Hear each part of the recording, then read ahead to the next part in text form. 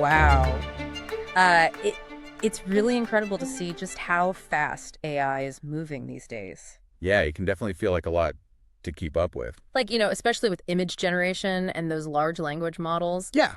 I feel like there's a new breakthrough every other day. Right.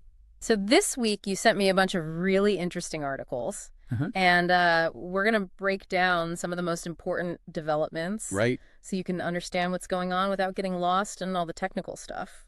Yeah, we want to make sure you come away with those aha moments. Exactly. And, really grasp the key concepts. Let's kick things off with image generation. Okay. Because there's been so much happening there. Yeah, a ton. We've got two new players on the scene. Oh, yeah. Reeve AI. Okay. And OpenAI's 4.0 Image Gen. Interesting. What really stood out to you from those announcements? I think what's really fascinating about OpenAI's 4.0 Image Gen is this thing I read in Futurism about how it can create images with like near perfect text. You know how a lot of AI generated images have trouble with like making words that you can actually read? Yeah. This seems like a big step forward. Yeah, that's a really good point. That the models are getting much better at understanding both visuals and text at the same time. Makes sense. And it's not just the new companies making progress. Oh, yeah. Ideogram just released version 3.0. Oh, cool. I saw an article on the Decoder that talked about some of the advancements they've made. What'd you think? Well, it seems like they're really focusing on improving the overall quality of their images and making them more coherent. Yeah. They're probably refining their diffusion models. Right. It seems like the trend is moving away from just generating any old image to creating visuals that are high quality. Right. And that makes sense in context. And then there's this other interesting thing I read in Axios about how ChatGPT got updated recently. Okay. And now everyone's creating all these portraits in that like Ghibli style. Oh, really? It's like people are discovering all these creative possibilities. Right. Just from the tools that already exist. Yeah, I think that just shows how unpredictable AI can be. Right. The developers make the tools, but then the users find all these new ways to use them. Exactly. That the developers maybe never even imagined. All right, let's switch gears a bit. Okay. And talk about large language models. Sure.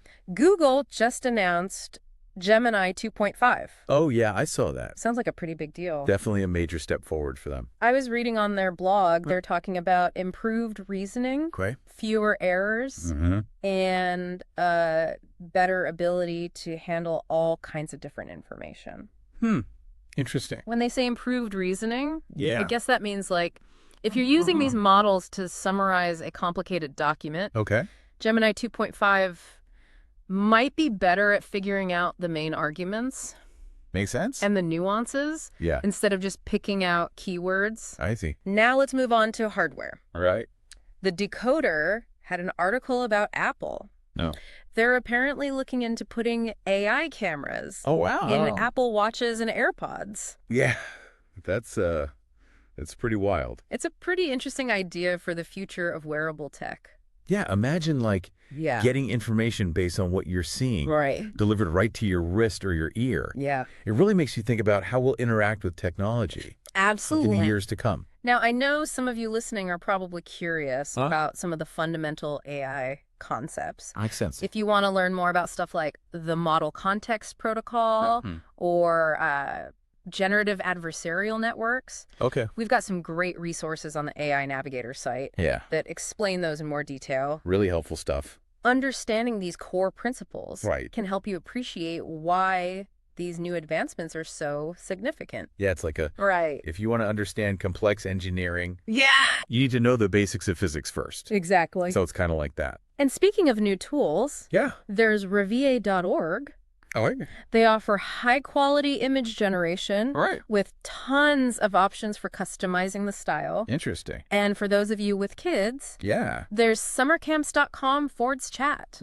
They use AI to help you find the perfect summer camp. Oh, that's cool. And if you're looking for a job, LockedAndI.com can help you prepare for interviews using AI. Interesting. And for anyone in marketing, Keela.ai can create video ads super fast. Oh, wow. These are just a few examples of how AI is being used to solve real-world problems. Yeah, very practical applications. So to sum it all up, we're seeing really rapid progress in a lot of different areas, creating more realistic images, images with accurate text. Right. Developing more powerful large language models. Yeah. And even figuring out how to put AI into the devices we use every day. It's pretty remarkable. I think the biggest takeaway here is just how quickly this technology is evolving. Right.